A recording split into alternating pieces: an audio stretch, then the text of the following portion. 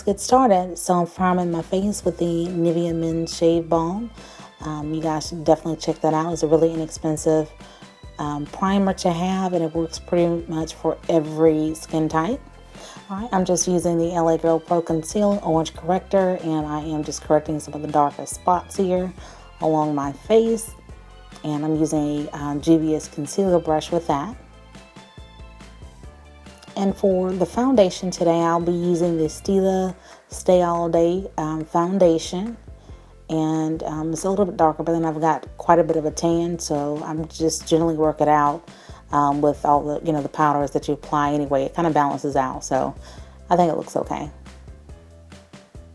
And I believe that is in 51 or either 15 deep. Alright, and then for the brows, it's been a while since I've actually included the brows.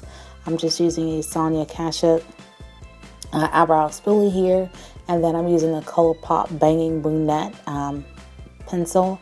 So far, I've really been loving the pencils for that collection. I mean, they're really inexpensive and they're really creamy, so they're really cool, just inexpensive product to have. And so I like to also pair that with a powder. And the Anastasia Beverly Hills Chocolate Brow Duo is awesome. I'm using the lighter shade in that. And then I'm just going back with the spoolie and lifting those brow hairs back in place. And then I'm using the NYX Chocolate Tinted Brow Mascara. And that really, really keeps it all in place all day. And it actually lifts some of that color a little bit. I don't like to have it too dark.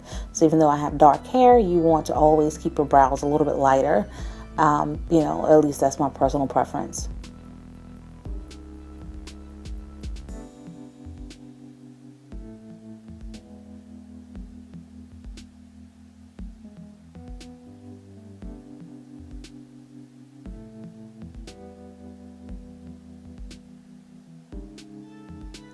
Alright, I'm using the Painterly Paint Pot, my favorite eyeshadow primer.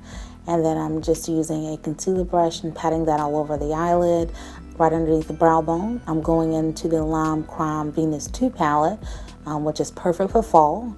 And I'm using this mustard shade with the Zoeva 228 brush. And I'm kind of like patting. It's really good as far as blending. That's primarily its purpose, but since I'll be blending as well as adding the color, I'm just using it in patting motions to apply the color, and then swiping motions to blend it out.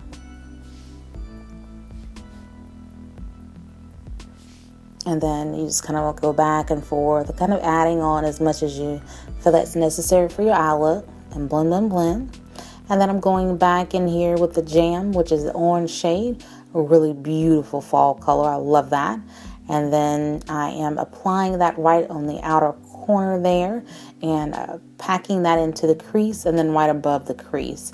Since I have such short eyelids, then I really have to apply, above the crease, because I really don't have a whole lot of an eyelid to play with. Oh my goodness. Yeah, it's one of those short eyelid problems. Alright, and so I'm going back and just kind of blending with the other brush and smoothing this all out.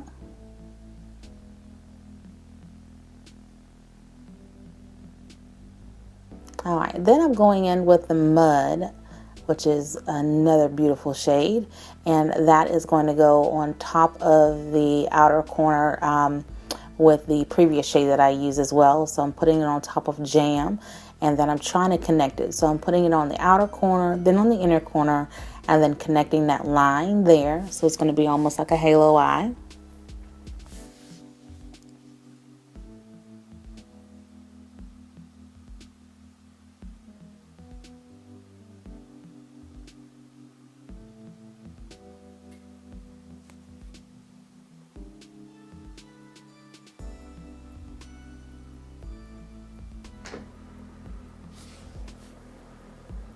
Alright, and then I am going to use the Morphe 169 and the Embark. So I'm using MAC Embark, which is going to be darker than the actual Mud shade.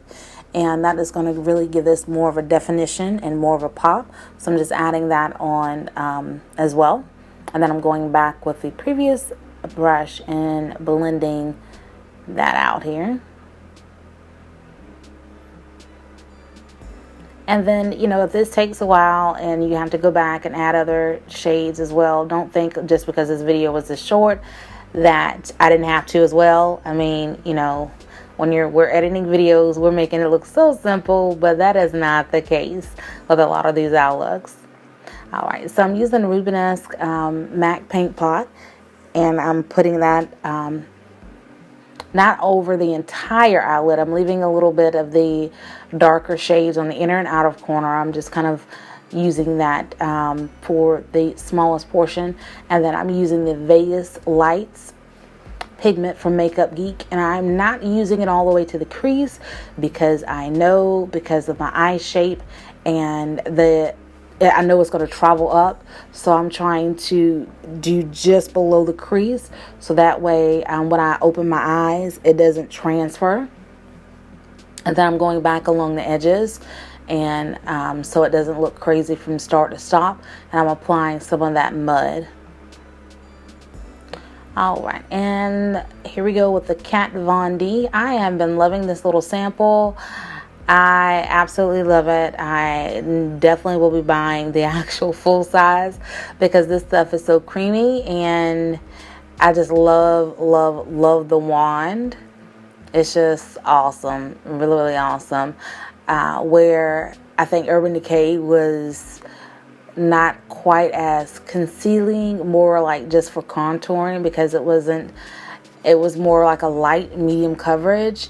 This seems to be, you know, very blendable, but also full coverage where you don't have to spray your face in order to blend it. It's just that well. So, I mean, I absolutely love it. All right, you guys, and I'm just going to go ahead and drop off here because, I mean, everything else is pretty much business as usual. So thank you so much for watching the video. Please don't forget to check out Crystal Lackland. I'll have a link to her channel below. And yeah, just definitely tell her that I sent you. So thank you guys so much, and I will see you guys in the next video. Thank you.